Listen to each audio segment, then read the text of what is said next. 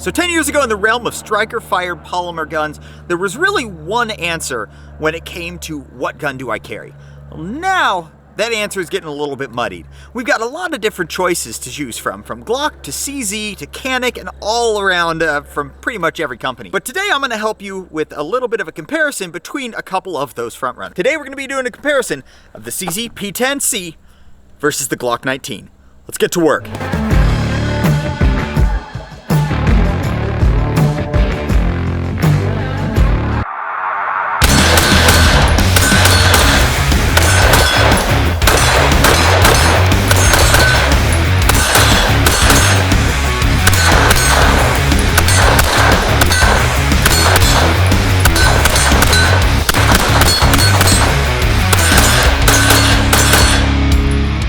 Work here. Welcome back to Work the Trigger. So we're out at the range today. We're going to be doing a comparison between the CZ P10c and the Glock 19. Two very nice striker fire triggers that are always on the top of my list when I'm asked what somebody would consider when concealed carrying. Now, I do enjoy both of these guns, and I think that both of them are extremely reliable, very nice shooting guns. Personally, I do carry a P10c, so I want you to take that into account when I'm going over these, that my choice between the two was a P10c. But I want to show you a little bit about their sizes, about how they shoot, and about some of the aftermarket options for them so that you can see the difference between the two and what they each offer. So first up, the models. This is a P10c optics ready. Now, I do not have an optic on it. We are going to be running iron sights on this because my Glock 19 is not an MOS version. It's also running stock sights. The stock sights on this one are the Ameriglow stock sights that come on the Gen 5s, and these are the stock optics ready sights. Both of these have high-vis fronts, blacked out rears, but the Glock also has tritium inserts in the rear, making it a 3-dot sight. The CZ here only has a blacked out sight, no tritium in the rear. These guns do both have aftermarket triggers in them. Wanted to point that out. I do shoot them a lot with the stock ones. This one's only had the aftermarket trigger in here for like a month, and this one I just shot a stock Glock trigger anyway, so I'm going to talk a little bit about those stock trigger pulls, but both of these do have aftermarket triggers.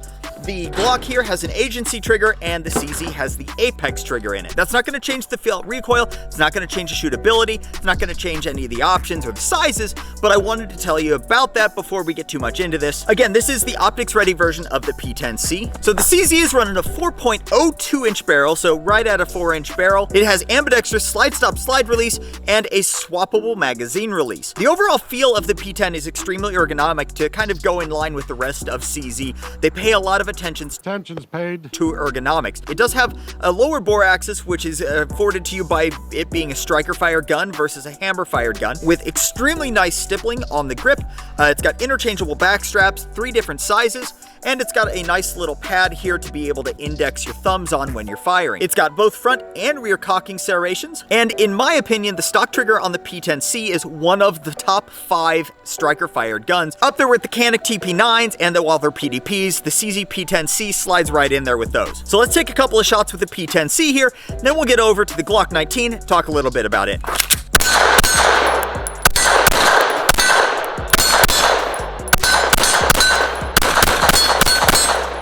Okay, so that's CZ. Go ahead and grab the Glock 19 and talk a little bit about it. So the 19 here is a 4.01 inch barrel, again, basically a 4-inch barrel. This is a Gen 5 19, which means we have both front and rear cocking serrations. This is not an MOS model. We do have the ambidextrous slide stop slide release and the swappable magazine release. Now, as I said, this one has the agency trigger in it, one of my preferred triggers. We did a trigger comparison last year, and the agency was like one of the top 3 triggers out of those. And again, the 19 also has the same low bore axis afforded by it being a striker fired gun. The 19 here also has relatively okay grip texturing. The Glocks, they switched this RTF texturing in the Gen 4s. It's pretty much the same for the Gen 5s. They did get rid of the finger groove, so we do have a nice smooth front here. They don't have an index point on the frame, but the frame does have a little bit of a ledge there to be able to index with when you're firing it. In the Gen 5 also, they did include a more accurate barrel, and I can attest to that. The Gen 5 barrel is more accurate than a Gen 3 especially, and a Gen 4. It is just a better barrel. They also put an integrated mag well in here at the bottom, which flares out the magazine a little bit, kind of wedges your hand in, which is a little bit nice, and definitely makes it easier to insert those mags. Let's take a few more shots through the 19, and then we'll start comparing them a little bit.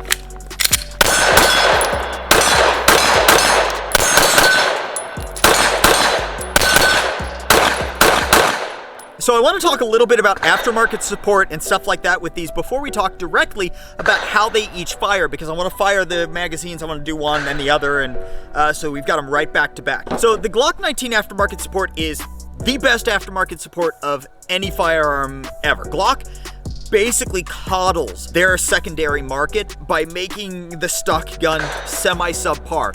Stock sights are typically plastic, stock trigger is typically okay, the mag release is a little bit flush.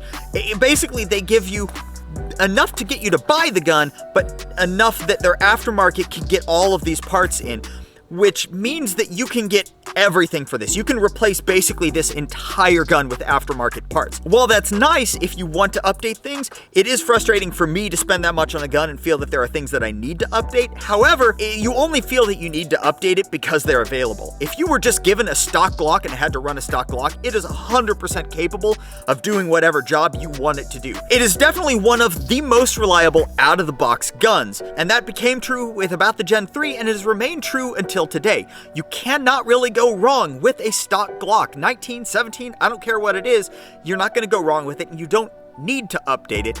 The only reason you really feel like you need to update it is because the parts are available. That being said, the parts are available, so have fun with that. In addition to that, you're going to be able to find whatever holster you want. You're going to be able to find ammo. It's going to eat whatever ammo. You're going to find like 3 or 4 different mag options. So the availability of parts for the Glock 19 is just staggering, really. The P10c, on the other hand, being kind of an underdog, being a newer gun, really doesn't have nearly the aftermarket support of the Glock. It does have good aftermarket support. You've got about 4 or 5 different trigger options. You've got quite a few different sight options now from companies like Night Vision, and you've got magazine release options and slide stop options from companies like Apex. And again, with those, you don't really need to update them. If you ever feel like you need to update them, it's just because those things are available. However, I will say that with the P10c, I am less likely to purchase those updates with the P10c versus I am with the Glock. Really, with the Glock, the only thing I ever feel that I really want to upgrade is the trigger. And the P10c, the only reason I upgrade them is to test the triggers out for the channel. If I didn't have the channel, then this trigger would still be a stock trigger. That being said, I do run an HB Industries trigger on my carry gun, because let's be honest, like, the HB Industries trigger is just downright amazing. And in my opinion, now this is words from work, but in my opinion, any kind of benefit that you can give yourself in a gunfight is worth it. But the aftermarket for the P10c here, not nearly as good as the aftermarket for the 19. And that stands true with pretty much everything. All right, so now I'm gonna shoot a couple of magazines, one through the P10c, one through the 19, and I wanna get an idea of how they actually interact while firing, how the recoil impulse is per gun. And the only way to do that is by firing one, immediately firing the other. So I'm going to be taking advantage of the aftermarket a little bit. We're going to be running the stock length magazines on both guns, but we do have 5-round extensions on both. This one is a Terran Tactical for the 19. This one is a Shield Arms for the P10c. Let's hike about 5 rounds through the Glock. P10. Okay, so we just ran into a thing. So CZ has swapped the magazine releases around on them. This magazine is actually for my carry gun, which is the ambidextrous P10 mag release. They are not compatible with the swappable here, so we're actually going to not be able to run that Shield Arms. Has nothing to do with the extension. We're going to run this Shield Arms instead. Hey, that one sticks in. So we're going to be running this Shield Arms instead. And again, we're going to be running a couple of rounds through here, give you an idea of that recoil impulse difference.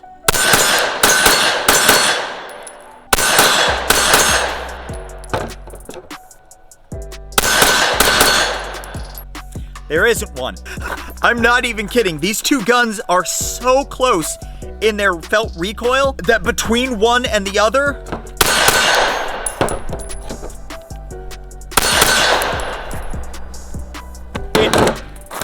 seriously, there's no difference between the two. They fire exactly the same. The Glock grip angle just drives the recoil back into your arm nicely. It doesn't rely a lot on the wrists. The P10 ergonomics don't work. The P10 ergonomics, the P10 ergonomics just let you grip the gun right. That, including the better grip texturing of the P10, honestly, they shoot almost identically. It's a little bit silly at this point, but I'm gonna shoot them more just because.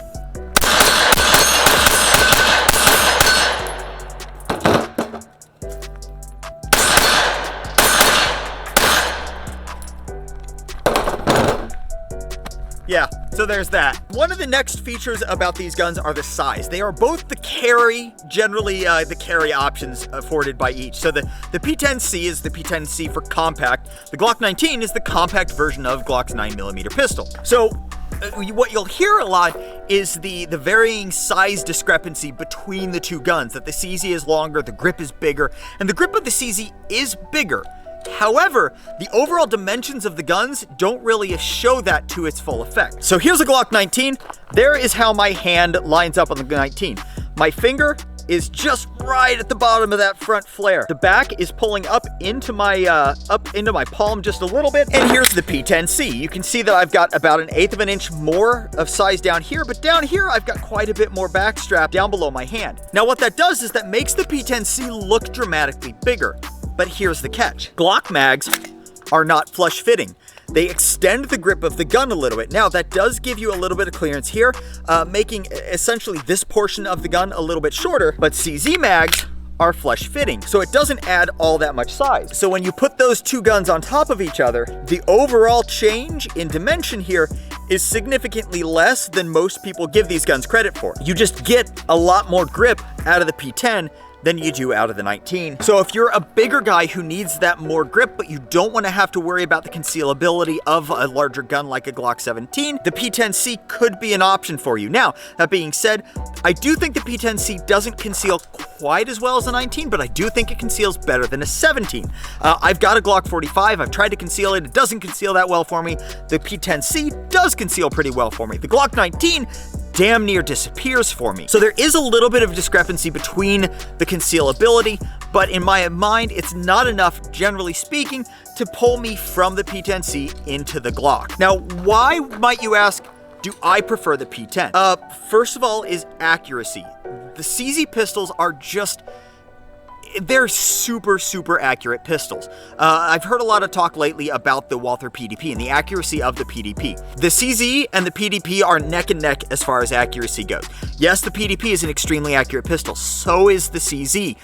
The Glock 19, although the Gen 5s are more accurate, they're still not quite as accurate as the CZs. CZs just have better rifling, they have better barrels, better materials, and I just prefer that. Not only that, I prefer the ergonomics. I enjoy shooting the P10s more than I enjoy shooting the Glocks. The grip texturing is a big factor for me personally. I like knowing that the grip texturing is going to be there to support me. I don't want to have to worry about the grip on the gun as much. Especially if something happens, if the gun gets wet, if the gun gets bloody. Blood is akin to grabbing a gun with motor oil on it, so you want as much stock texturing as you can get, or aftermarket stippling, and the CZ just provides better grip on it. All of that, and just the better triggers on the CZ, kind of pushes me more towards the CZ. That being said, again, I've got a Glock 19. I own it, I've carried it before, and I'll probably end up carrying it again the next time we have a holster coming up. Speaking of holsters, I do want to go ahead and name drop the holster that I prefer, and that is the Singleton Holster from Harry's Holsters. The Singleton is an amazingly simple, affordable holster option that is the most comfortable holster I personally have ever used. I have carried this gun riding a bike, playing football, playing frisbee, and it basically practically disappears, and the P10c is not a small gun. And with the coupon code WORKTHETRIGGER, you can get 10% off of this over at harrysholsters.com. So guys, that's my comparison of the CZ P10c versus the Glock 19. Two amazing carry guns that nobody's gonna look at you twice for running either one. If you like this video, do me a favor, go ahead and like and subscribe down below. If you like this channel and you wanna help out a little bit, head over to WorkTheTrigger.com. Over there, you're gonna find coupon codes, affiliate codes, and you're gonna find a link to our store with custom 3D printed gun accessories. Thanks guys, I appreciate every one of you, and until next time, do your research, get informed, and get to work.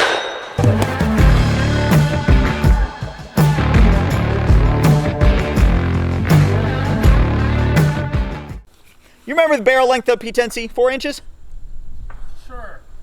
That is not a help at all. They should just write it on the damn barrel. It does have ambidextrous slides. Damn. Oh, you about have to put an apex in those to count them, though. Okay, so that's our CZ. Let's go ahead and throw in mags. A properly designed striker fire gun. Walther, Sig. Chinese consulate just called me too. Attention's paid. It's in my butthole.